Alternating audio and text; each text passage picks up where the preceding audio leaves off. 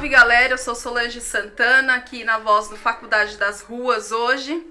Eu quero agradecer aqui a todos os nossos patrocinadores, Faculdade das Ruas, Sarsa Produções, Agência Noble, Mon Fotografia e também a Monk, marca de roupas. Então, para saber mais informações, é só acessar a nossa página. Hoje, como vocês podem ver, eu que estou na frente aqui da voz, ele fala com os meninos e eu falo com as meninas. A nossa convidada é muito especial, ela trabalha no Sistema Público de Saúde e o tema do nosso podcast de hoje é sobre a demonização do Sistema Público de Saúde através das mídias, tendo em vista das muitas coisas que a gente vê por aí. Então eu quero agradecer aqui a presença da Bruna e bora lá, Bruna. Vamos tirar essa visão que a galera tem negativa do sistema público. Vamos, que é importante. Eu que agradeço pelo convite de vocês e poder falar do SUS, que é uma coisa que eu amo muito, que eu gosto de fazer parte, sempre sou a primeira a levantar a bandeira do SUS. E é isso aí, vamos lá. A gente vê muita coisa negativa através das mídias falando do sistema público de saúde, desde a parte de funcionário, a parte de funcional. Eu, particularmente, sou usuária do sistema público de saúde, minha família é. Tenho a minha opinião que não é tudo isso que a mídia mostra, né? São pequenos casos que pegam e levam isso para o grande público, e eu quero saber a sua visão sobre o sistema público de saúde. Você que é experiente aí, já está há um tempo na caminhada do SUS, como que funciona o sistema público de saúde? Então, eu trabalho no SUS, na atenção primária do SUS há 7 anos. E eu aprendi a admirar muito o SUS, muito. O SUS, muitas vezes, é uma mãe, porque a gente não tem... Nosso país não é um país de um financeiro bom, que todo mundo consegue ter um super trabalho, pagar um convênio. E graças a Deus a gente tem o SUS que dá tratamentos e é referência em alguns tratamentos, como o câncer. Então, todo mundo vai fazer o tratamento pelo SUS, sem pagar um centavo. Se você for ver o valor de uma quimioterapia ou tantos outros tratamentos, é muito caro. Sim, com certeza. Muito caro.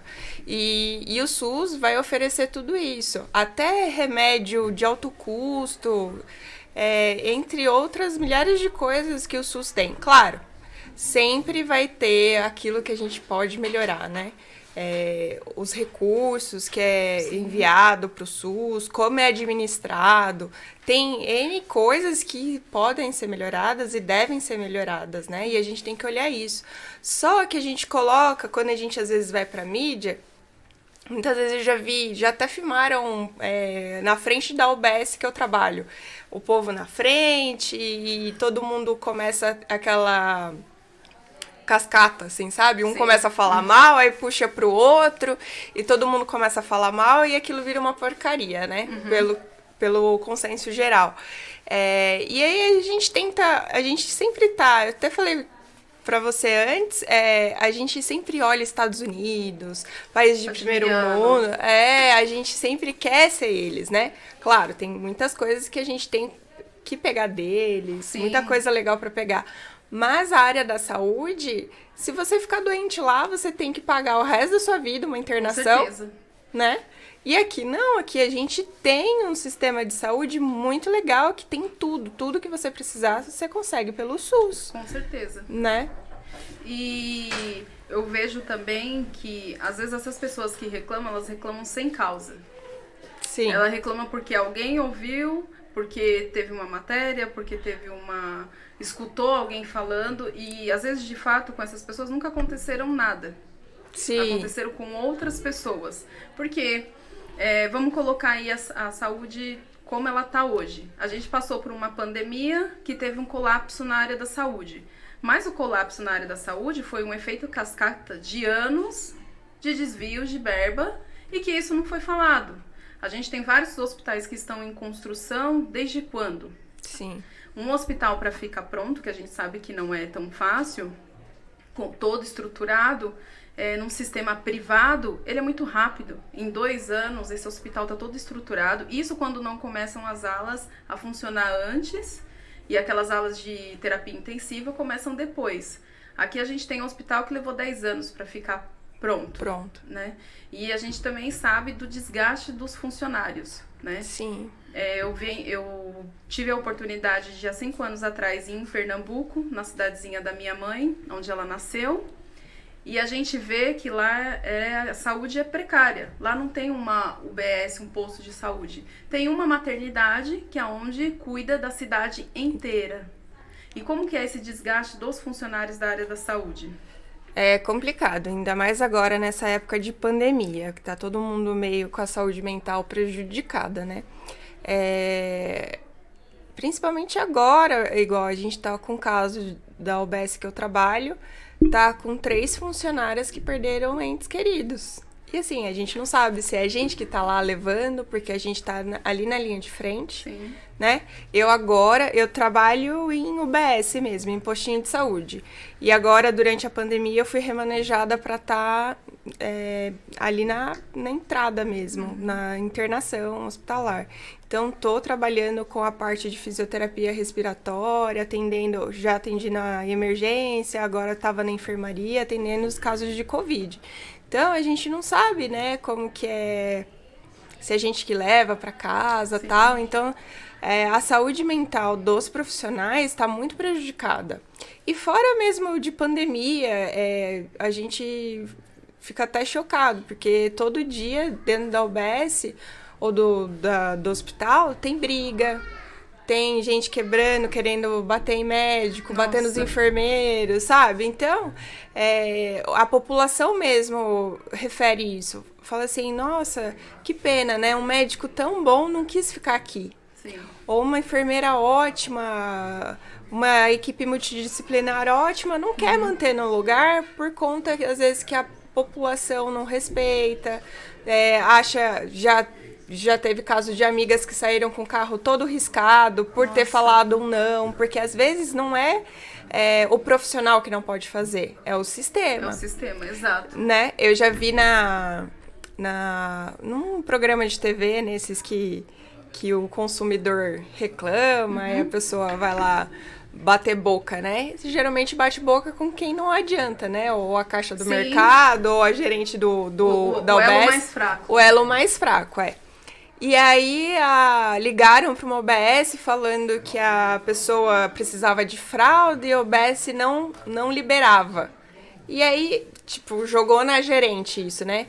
A gerente da OBS, ela segue um protocolo. Então, tem que fazer o pedido de fralda, tem que ir lá para a prefeitura, tem que ser liberada. Então, não é a gerente que escolhe, ou o enfermeiro ou o médico que escolhe quem vai receber ou não, né? É uma coisa que vem de cima, precisa de liberação. Sim. Né? Então, as pessoas confundem muito isso, né? Então, não é a saúde que é ruim. A gente deve cobrar, sim, igual hospitais, que nem você falou, que ficam muito tempo sendo construídos. Isso daí não é culpa da nossa saúde. Exato. Tem gente que tem ganho em demorar não sei quantos anos para construir, né? Que nem os nossos metrôs, né? E entre outras, muitas coisas aí. É que, na verdade, a nossa sociedade é meio que um efeito cascata, né? Então, se a educação vai mal, a saúde também vai mal. Por quê? Porque eu tenho que chegar num posto de saúde, eu tenho que respeitar uma regra básica que a gente aprendeu lá no jardim de infância, que é respeitar uma fila. Então já começa com uma dificuldade da população em respeitar uma simples fila. A gente vê aí nos casos da pandemia, o pessoal não consegue respeitar 1,5 metro de distância. É verdade. Então, é um problema que também é educacional e também é um problema, digamos que é do Estado. Né? E começa também a refletir no povo, né? Sim, é o que eu falo sempre. A gente vai mudar, a gente fala muito de violência no nosso país, mas tudo só vai começar a melhorar, a saúde, a violência, tudo isso, com a educação. É a longo prazo? É a longo prazo, mas se não começar hoje, a gente nunca vai ter isso, né? Então, precisa, não tem como. Não existe um país sem educação, né? A hora que a gente tem educação, a gente sabe respeitar o espaço do outro, respeitar quem está tentando ajudar a gente, né? Sabe impor nossos direitos também na saúde, né? Porque a saúde é um direito de todos, como nossa lei fala, e a gente precisa exigir disso. Só que naquela lei 8080 também fala que é dever dos usuários se colocar também na sua saúde, né? Não só vem a mim, eu não preciso fazer nada. Direitos e deveres. Direitos e deveres. Estão ali, lado a lado. Juntos, não tem um sem o outro. Vamos falar um pouco da profissional, Bruna. Sua formação, como que você vê hoje a sua profissão? Foi difícil para você se formar? Conta um pouco assim da sua história de formação. Tá. Eu sou fisioterapeuta, eu sou formada há 10 anos. Depois eu fiz especialização em fisioterapia musculoesquelética e atuo na área da saúde pública há 7 anos. Eu fui uma pessoa muito privilegiada, assim. Eu, ao contrário de meu marido e entre outras pessoas que eu conheço, pude só estudar, pude me focar nisso.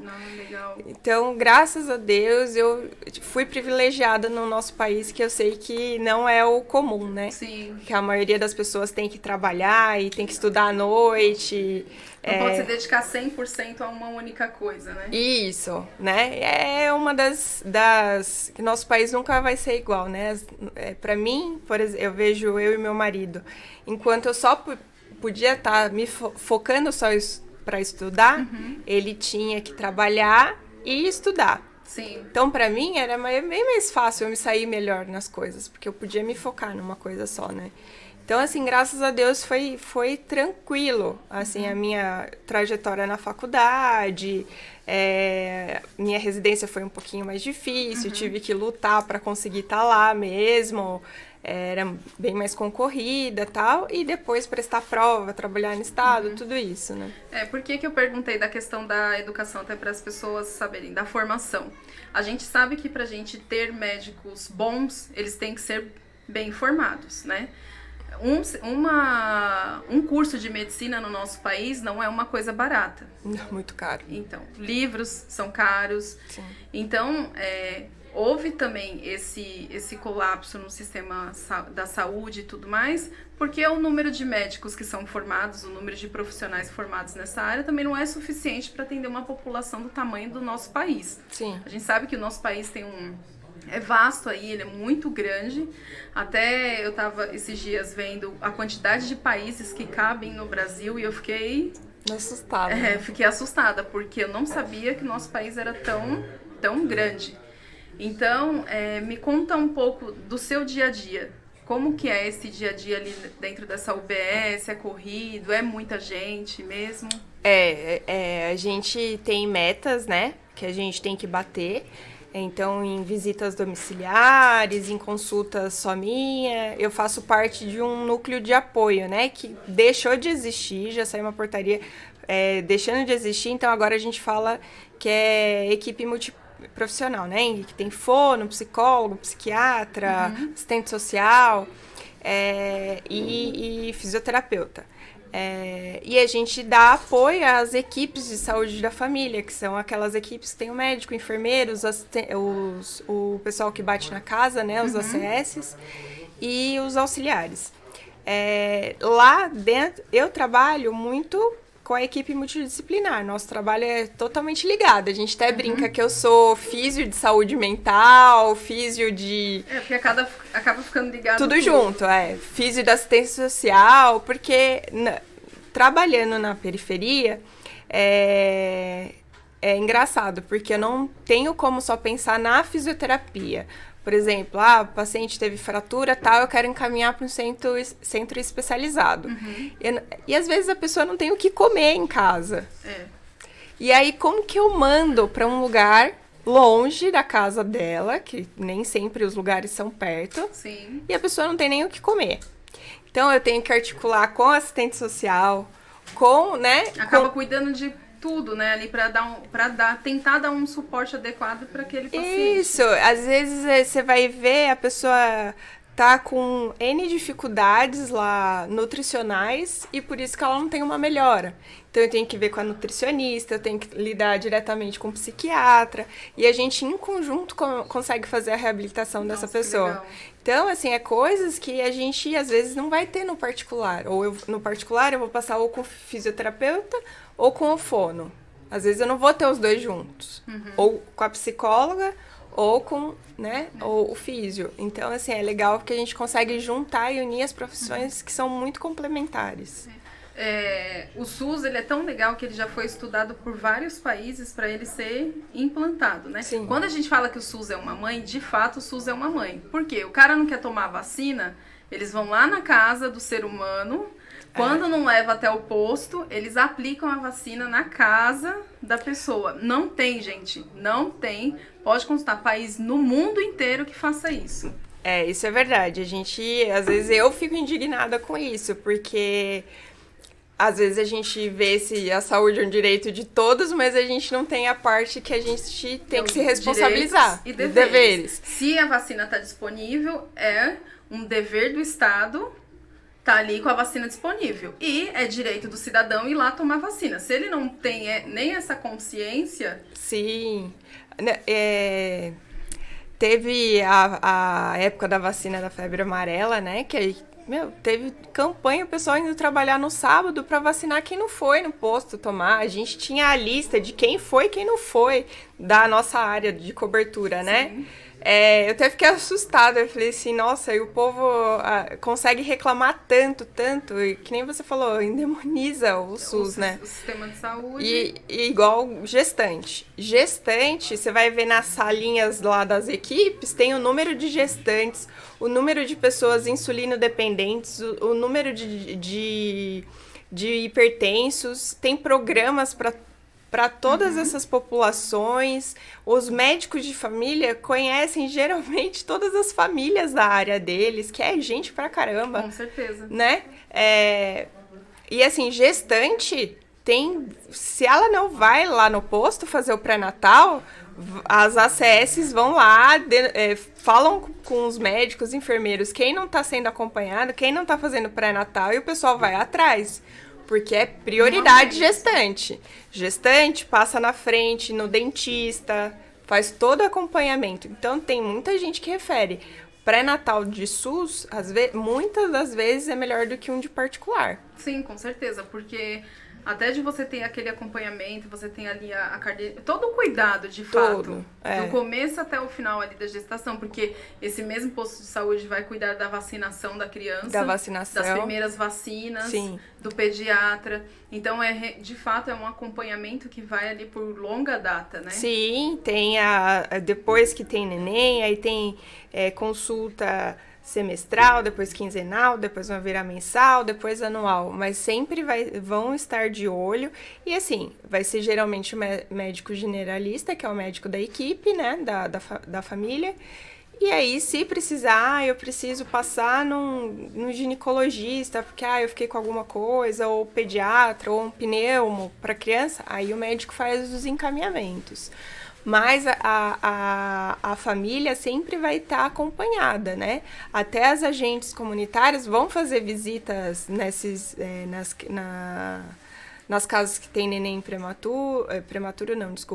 recém-nascido, vai pedir caderneta de vacina, vai conferir. Se não tá, tem que ir tal dia lá tomar. Se não vir, eu vou voltar aqui, vou cobrar. Elas são carrascas com as mães, assim. E o interessante é que é um cuidado que muitas das vezes as pessoas ainda acham ruim. Acham. Geralmente não deixam os acessos entrarem. Acha ruim que tá batendo lá na porta. É muito complicado. E me conta um pouquinho da sua área de atuação ali, que é a fisioterapia, né? Como que hoje você tá trabalhando nessa área e como que era há um ano e meio atrás, sem a pandemia? Agora que nem eu falei, tô indo... eu volto para o UBS, dali a pouco aumenta de novo os números aí da pandemia, eu volto para o hospital, porque aí precisa ajudar lá. Mas há um ano e meio, né, atrás, eu trabalhava muito com com grupos, né? Então tinha bastante grupo de idoso, grupo de coluna, a gente fala itiose, que são as artroses, artrites aí da vida, tinha grupo de ombro, grupo de pé, e fora isso os atendimentos individuais, que é uma coisa que eu acho muito legal, porque não sei quem já fez fisioterapia em convênio, sabe que você é atendido com mais 20, né, no mesmo horário, e ou faz aparelhinho ou faz exercício, né? É aquela coisa que todo mundo sai falando, fisioterapia não adianta de nada. Eu escuto bastante isso. E aí, às vezes, o pessoal vai fazer comigo lá no SUS, fala assim, nossa, que diferença. Eu faço, às vezes, com uma pessoa, ou com mais uma. Olha só. Né? E, claro, eu tiro leite de pedra, né? Porque não temos o recurso, né? Quando precisa, eu mando para um centro de reabilitação, mas às vezes pela fila ou coisa assim, eu acabo atendendo na UBS mesmo, né? E muitas das vezes eu acabo tirando essas pessoas da fila, né? Mas na atenção primária a gente teria que dar mais prevenção do que já a reabilitação, né? Então é grupo educativo, só que a população não aceita muito essa parte educativa. Se eu montar, sei lá, um grupo para falar de alguma coisa educativa, vai ir... Meia dúzia, nem isso. Nem isso, né? Tanto que nos grupos de gestantes que a gente faz... Tem que ter sorteio, a gente sempre faz alguma coisa assim para as mães irem, para os pais irem juntos, sabe? Porque a parte de educação é muito difícil. É até interessante você falar isso, porque o que eu vejo, assim, o que eu percebo a gente não trabalha a prevenção. Por exemplo, uma pessoa só começa a se cuidar depois que ela se aposenta, que ela para de trabalhar, que aí ela vai fazer os seus exames. E muitas das vezes essas pessoas que vão fazer os seus exames depois lá do trabalho, já são pessoas que já estão com alguma doença ou predispostas a ter alguma doença, e aquela doença acaba se agravando e muitas das vezes não tendo tempo. Eu nem culpo as pessoas em si, né? Muitas das vezes essas pessoas trabalham, o patrão não entende. Sim. Vai faltar para fazer um exame, pra quê? Você vai faltar pra ir ao médico, sendo que você não tá sentindo nada. E é errado a gente só ir ao médico quando a gente tá sentindo. A gente, pelo menos uma vez no ano, ali faz os exames, vê se tá tudo bem. Se aparecer alguma coisa diferente, tem alguma coisa mais a fundo. Eu vejo que isso tem que ser quebrado, né? Esse ciclo vicioso que vai de geração para geração dentro da questão de saúde, ele tem que ser quebrado. Como você se sente, assim, referente a isso, a prevenção? Isso, até por isso que tá sufocado o sistema, né? Então você fica naquela fila enorme. Meu pai, a gente escuta bastante, meu pai já morreu até lá, né? Mas é por conta disso. Geralmente, se a gente fizesse os exames anualmente, tivesse com o Papa Nicolau em dia, tivesse tudo em dia, fizesse, né, mesmo sem ter nada, só para ver os exames anuais e tal, a gente conseguiria não afogar o sistema, né? Então, eu vou procurar depois que eu já tô com uma artrose grave, depois que eu já tô com um tendão do ombro rompido. É do famoso PT, né? Depois que já deu PT, aí vai atrás do prejuízo. Aí até eu conseguir, vai demorar mesmo, entendeu? Porque tá todo mundo assim, mas ninguém quis ir lá no grupo da físio pra ter exercício preventivo, né? Pra participar de um grupo do educador físico. Sim, a minha mãe participa de um grupo que é da UBS lá de perto de casa, que é muito interessante. Todos os dias pela manhã, agora não tá tendo por conta da pandemia, mas eles preparam as atividades físicas numa praça que tem próximo. Sim. Então todo dia tem atividade física pra terceira idade e pra quem quiser ir. Então. Mas quem acaba usufruindo mais é a terceira idade. Mais a terceira idade. Mas tem muito grupo. O educador físico, eles têm meta de grupo aí a perder de vista. A gente da físio também. Tem até idoso que não tem mais nada, tá bem. Mas eu quero continuar vindo no grupo. Até um cuidado da saúde física e mental também, né? Porque muitas das vezes essas pessoas... tanto as pessoas idosas quanto as pessoas que fazem um acompanhamento no SUS também precisam de cuidar daquele lado emocional, né? Que a gente que muitas pessoas não consideram tão importantes, mas que é tão importante quanto, né? Sim, eu gosto de fazer passeios diferentes com os meus grupos, até para eles.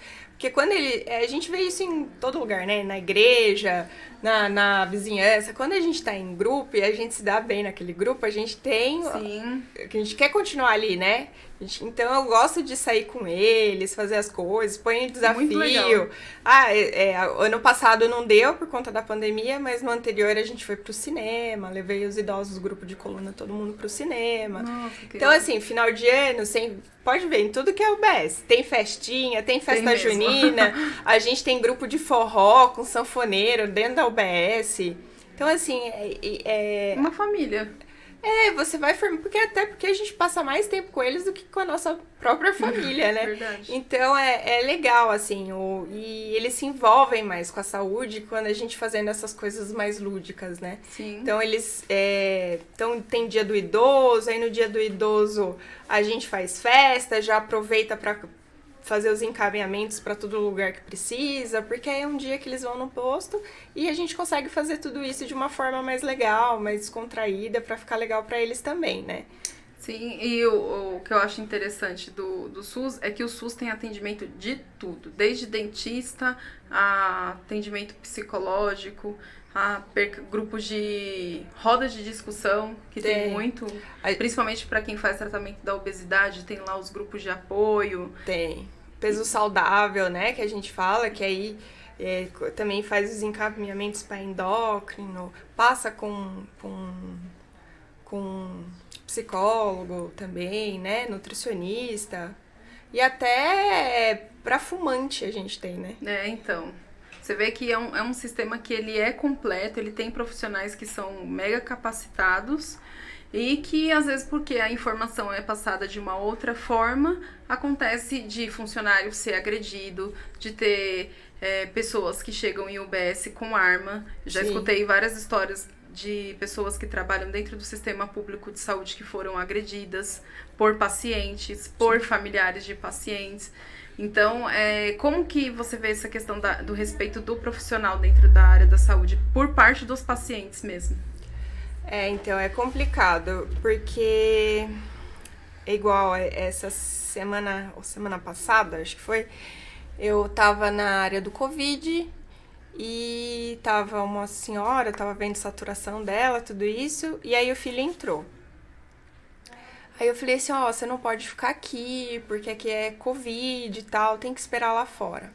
Aí o cara já se irritou com a minha fala e já falou assim, porque eu tô vendo o povo entrando aqui, comendo, e ninguém me dá notícia. Eu falei, mas calma aí, o povo precisa comer, né? Não é porque... E o povo acha que por a gente trabalhar na saúde, a gente não vai no banheiro, a gente não tem doença, a gente não pode ficar afastado. Não, né? São robôs. Então eles esquecem que muitas das vezes...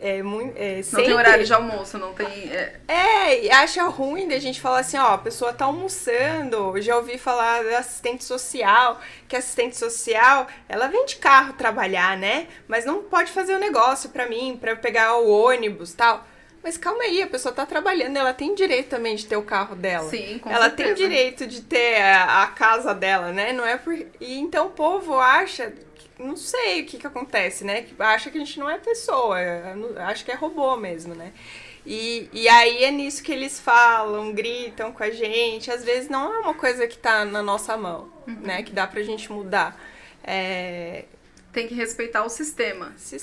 E muitas das vezes esses processos que eles são do sistema de saúde, eles vêm de cima. Né? Eles não vêm da UBS, não foi a UBS que inventou as regras, foi um sistema de cima. Vamos dar um exemplo aí, a questão da distribuição dos remédios. Se lá tá marcado 2, eles não podem te dar 3, porque isso tem um sistema. E depois eles vão ter que dar conta desse sistema. E se falta remédio, o povo briga com as meninas da farmácia. Falei, gente, não é elas que colocam o remédio aqui, né? Isso daí é distribuição. Vem, né? Tem coisas também que a gente fica assim, poxa, queria fazer diferente, queria ajudar mais, mas não tem mão. né? Sim, e a gente sabe também que tem uma questão política da saúde, que, vamos supor, é para chegar a 50 caixas, chega a 20. Sim. E aí esse remédio tem que ser distribuído para todas as pessoas que utilizam aqueles remédios. Então o que eles fazem? Eles dão menos para ter o maior número de pessoas. Então, a gente tenta tirar leite de pedra mesmo, porque às vezes a gente tem que tirar daqui, joga pra cá, né? Tentar fazer isso para quem mais precisa, ou às vezes dar prioridade. Infelizmente, né? O que tenho certeza, assim, eu como profissional da saúde pública, se eu pudesse, faria de tudo do bom e do melhor, né? Mas eu só posso dar a minha capacidade do bom e do melhor. Com certeza. Né? O resto, os materiais, essas coisas, eu não tenho como, né? Então a gente tenta fazer do jeito que dá. E ainda mais, hoje eu estava conversando com uma pessoa e falando da questão da vacinação, né? E aí a pessoa, não, mas em tal país vacinou todo mundo. Aí eu falei, não, mas em tal país da Europa, da França, cabe no estado de Pernambuco. E ainda sobra, Pernambuco ainda sobra terra. Então a gente não pode comparar o tamanho de um Brasil com o tamanho territorial de outros países. A gente hoje acho que está no terceiro do ranking de vacinação. É muita gente para ser vacinada. A vacinação poderia ser um pouco mais rápido? Talvez. Eu tenho certeza que poderia, mas não é nem por conta da saúde, é por conta política mesmo, de não ter providenciado as vacinas quando era para ter vindo. Mas assim, a gente é referência em vacinação no mundo. A gente faz campanha de vacina, a gente vacina não sei quantos milhões por dia. Então, assim, a gente conseguiria, só que a gente não tem a vacina. Exato. Entendeu? E não é a saúde, não quer, é por conta política. Não foi comprado a hora que devia ter sido comprado, foi essa resistência. E aí o povo sofre, né? Com certeza. Sim, daria são as vítimas. Daria sim para estar muito mais na frente essa vacinação aí, até porque a nossa saúde tem uma super capacidade de fazer isso. Até agora estamos fazendo nossa própria vacina. Sim. Né? Tá em estudo, vai começar os testes e tal. E para mostrar o quanto a nossa saúde, apesar de pouco recurso, a gente faz o que pode, né? Os nossos cientistas, não tem nem o que falar. Agora eu vou puxar um pouco mais pro lado jornalístico da coisa, né? Todos os dias a gente vê matéria dentro de hospital, dentro de UBS, que repórter entra com a câmera escondida, grava os funcionários. Eu não acho errado fazer, já colocando aqui, eu não acho errado fazer matéria jornalística, até gosto porque isso informa o povo. Mas o contexto da matéria, muitas das vezes ela tem que ser analisada. Ela tem que ser analisada porque ela coloca os profissionais como maus e isso cria com que a população ache a mesma coisa que acontece com a polícia, acontece também com os profissionais da área da saúde. Então, às vezes você vê, né, chegando o repórter lá e filma a pessoa mexendo no celular ou no conforto médico. Mas você sabe quantas horas aquela pessoa tá lá dentro? Exato. Tem médico hoje que no Covid tá fazendo de 36 horas e vai, né? Tipo, então você tá 36 horas lá atendendo gente que tá morrendo, que tá sendo entubado, né? Aparece de tudo. Então, assim, as pessoas, novamente, não são robôs, elas são pessoas, elas ficam cansadas, elas têm direito de ir pro conforto médico, descansar. Então, a gente não sabe a hora que vai aparecer. Sim. Então, às vezes, eu tô no meu horário de descanso, né? Sim. Mas nunca fica abandonado o negócio, né? Então, vira um negócio que a gente pega, às vezes, muito fora de contexto mesmo, Sim. né? Você acha que os hospitais de campanhas foram desabilitados cedo demais? Foi. Até por a gente não conhecer como que era a evolução dessa doença, né? Então, a gente teve uma boa melhora. E aí a gente achou que era 3 meses, sei lá, a pandemia, né? No começo, daqui 3 meses, 6 meses, a gente tá andando sem máscara já. Né? Então, assim, foi desabilitado antes do que a gente previa e agora a gente teve que fazer os hospitais dias, viraram enfermaria, teve que dar um outro jeito, né? Sim. Mas eu acho que por a gente ser um país subdesenvolvido, a gente sempre dá um jeitinho de tudo, né? E a gente tá conseguindo. Eu tô agora, essa semana eu volto pra UBS porque teve uma diminuição muito grande dos casos já. Amém. E não tava tendo, tanto que essa última semana tava tendo caso psiquiátrico internado lá. Não tinha nem Covid.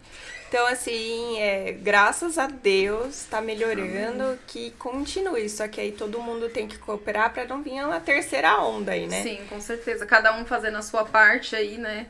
Usando máscara, álcool em gel, distanciamento, né, gente? Não fazendo fluxo na quebrada, que a gente sabe que tem. O pessoal fazendo os clandestinos aí, as festinhas. Nada impede de você confraternizar dentro da sua casa, na paz, com a sua família. Mas vamos evitar, por enquanto, a aglomeração, que eu tenho certeza que se a gente evitar agora, lá no futuro, a gente pode estar fazendo aí, comemorando, né? É verdade. O fim da pandemia. E a gente da saúde viu muita coisa triste. Eu tenho o caso de um senhor que estava internado, aí a mulher dele foi para outro hospital de campanha. E dali uns dias foi o filho dele também. Tava um do lado do outro. E aí ele tinha um neto que já estava em processo terminal de câncer, 19 anos. Nossa. Enquanto ele e o filho estavam internados lá, o neto teve uma parada cardíaca e acabou falecendo lá. E eu fui, porque eles estavam com oxigênio, tudo, e eu que levei eles para se despedir do neto, né? Nossa. Do neto e do filho. E, nossa, aquele dia acabou comigo, assim, foi horrível. E aí se despediram e tal. O filho desse senhor não estava tão mal. Depois disso ele ficou muito mal, ele descompensou bastante, teve que ir para outro hospital de campanha. E eu fiquei sabendo que o filho faleceu também, desse senhor. Então, assim, é isso. Se a gente não se cuidar, às vezes com a gente não vai acontecer nada. Mas com o meu marido, com a minha mãe, com o meu pai, com a minha avó, que tá lá dentro de casa, pode ser que aconteça. E hoje em dia não tem mais idade, né? Novo, idoso, não tá tendo. A gente não sabe a evolução da doença. Sim, o mais engraçado é que as pessoas achavam que o Covid era uma doença de gente idosa. Não, só os idosos, tô imune, né? Aí veio a segunda onda e não, todo mundo. E agora é muito mais gente nova. Tá tendo muito. Já peguei gente de 17 anos, a gente tem conhecido de 30 anos que faleceu sem ter nada. Então não é só diabético, não é só obeso que morre por corona, né? Então não dá pra arriscar, não dá pra saber. Pra mim, quando eu tive, veio de forma leve. Eu perdi o olfato e o paladar e não tive mais nada, né? Então tem gente que tem um pós-Covid muito pior do que durante a doença ativa. Então não dá pra saber, né? Tem gente que tá evoluindo bem. Peguei muita gente assim, tá só com um cateterzinho de oxigênio, mas tá bem. No outro dia, já foi pro tubo. Porque ela é muito relativa, né? E do nada. Ela é tão pessoal, é uma doença tão pessoal que cada pessoa tem um sintoma diferente. E assim, hoje você tá bem, amanhã a gente já não sabe. Né? Então não dá pra arriscar. E me fala um pouquinho do seu amor pela fisioterapia. Assim, como que surgiu esse amor? Como que você... vou fazer fisioterapia. Eu sou apaixonada pela fisioterapia. Eu falo que eu preciso ter uma profissão com propósito. Eu não serviria para trabalhar em alguma coisa que eu não achasse que tinha propósito para a humanidade, assim eu falo, né? Eu acho a minha profissão muito bonita. Eu tenho muito orgulho de ser fisioterapeuta. Meu amor começou porque minha mãe era jogadora de handball e eu ia na fisioterapia com ela depois, né, que ela já tinha parado, aí ficou com os problemas em ombro e tal, e eu comecei a ir com ela. Então eu achava o máximo ir na fisioterapia com ela. E perto da faculdade, aí eu estava indecisa entre publicidade e fisioterapia. Porque todo mundo tinha aquela coisa, fisioterapia vai ser pobre o resto da vida, né? Aqueles assuntos que o povo quer pôr a gente sempre pra baixo, né? Aí fiquei com dúvida e tal. E aí, um ano antes de eu entrar na faculdade, meu pai descobriu que tinha esclerose múltipla. Eu falei assim, é isso mesmo. vou fazer fisioterapia. Aí mas foi uma profissão que eu sempre quis ter. Ai, que legal. O SUS não era meu brilho nos olhos, não. Eu sempre quis trabalhar com esporte e ortopedia, tanto que foi a minha área de especialização. E aí eu passei na prova do SUS, né, que precisava de um emprego um pouco melhor, com estabilidade. Vou fazer. E aí depois que eu entrei no SUS, eu fiquei apaixonada, assim, porque eu nunca fui de periferia, nunca fui. E a hora que eu fui trabalhar lá, choque de realidade. Um choque de realidade, e eu cresci, acho que tanto como pessoa, depois que eu fui trabalhar lá. Eu sou uma Bruna, eu acho, né, na minha visão, muito melhor depois do SUS, assim, sabe? Minhas ideias não são tão dentro de uma caixinha que nem eu era antes, sabe? Eu consigo ver as pessoas hoje muito mais do que uma coisa só. Humanizado, né? Humanizado, o SUS é uma palavra que define o SUS, é a humanização, né? E entender, eu tinha muito preconceito com algumas coisas antes. Então eu era daquela que achava, a mulher que apanha, porque ela quer apanhar mesmo, porque não pé na bunda do cara e aí você começa a entender toda a história da violência, que é uma coisa familiar, que passa de mãe, que passa pra filha, que a neta vai ser, e como a gente quebrar esse ciclo. Sim. Então a gente vê que as coisas nunca são tão simples. Não, e eu ainda, pegando esse gancho da questão da violência doméstica que você falou, não é só a mulher sair daquele relacionamento, porque muitas das vezes aquele homem, ele foi tratado daquela forma. E isso é uma questão que tem que ter um tratamento psicológico por trás daquele homem também, para ele poder entender essas questões da violência doméstica. Então, o SUS ele é tão excelente nessa parte, porque ele consegue atender essas mulheres que sofrem violência doméstica, e você vê, gente, ele vai para uma parte educacional, ele vai para uma parte que é de violência doméstica, ele vai para uma parte até de nutrição, que você Sim. comentou. Então, é muito mais além do que um sistema só de saúde. De passar no médico e acabou. Voltar. O de remédio, né? Então, eu comecei a me apaixonar por entender todas essas questões, que o ser humano é muito mais complexo, né? Então, eu fui perdendo esses preconceitos depois que eu comecei a trabalhar no SUS. Eu nunca ia conhecer uma pessoa que não sabia ler e escrever se eu não fosse do SUS. Porque, graças a Deus, minha família estudou, todo mundo lê, escreve, e assim... E aí eu consegui entender que às vezes é difícil eu reabilitar pela pessoa não ter educação e eu ter que me reinventar de um outro jeito. Sim. De conseguir passar a reabilitação para aquela pessoa. Porque pegando o gancho do que você falou, como que você vai passar a hora certa para uma pessoa que ela tem que tomar um remédio período manhã, tarde, noite, se a pessoa não sabe nem ler a receita? Entendeu? Então, até coisa assim, eu vou fazer visita na casa da pessoa. A gente pega um papel, eu escrevo, faço um solzinho, faço uma lua, e aí escrevo assim, mostro o remédio, e aí coloco tomar na hora do solzinho ou na hora da noite. Você tem que fazer o lúdico, fazer alguma coisa para a pessoa entender. E a gente comenta muito que essa parte da educação dificulta muito até a reabilitação ou o tratamento da pessoa. Porque é difícil a pessoa entender quando eu falo assim, na reabilitação é 30% eu, físio, e 70% a senhora, tá? Então, se a senhora não fizer, eu não tenho como ir lá na casa da senhora, puxar a orelha da senhora e falar assim, vai fazer agora. Não tenho como. Então, eu preciso que a senhora se comprometa. Eu preciso que a senhora entenda o porquê a senhora precisa fazer em casa. Entendeu? Porque senão não vai ter resultado. Sim. Porque senão a fisioterapia vai ser ruim mesmo. A nutricionista vai ser ruim mesmo. Entendeu?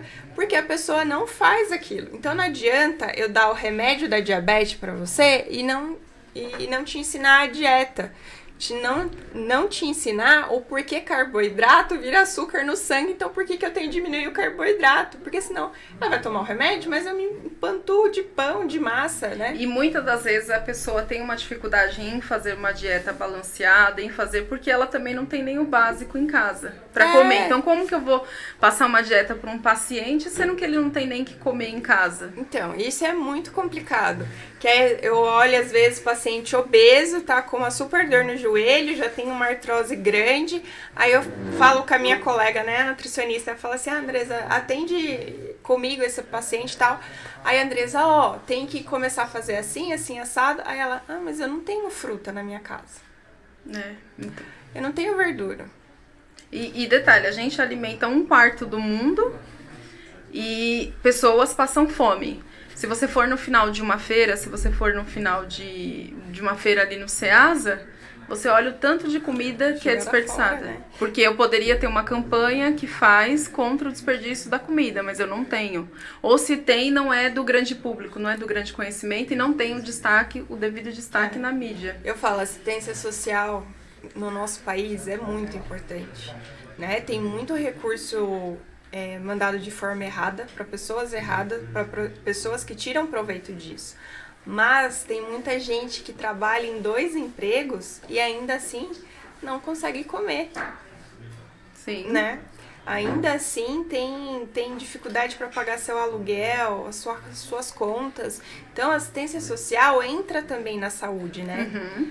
E é muito importante, assim, no local que eu trabalho, ter. E a gente não tem muito. E até volto a enfatizar a questão da formação, né?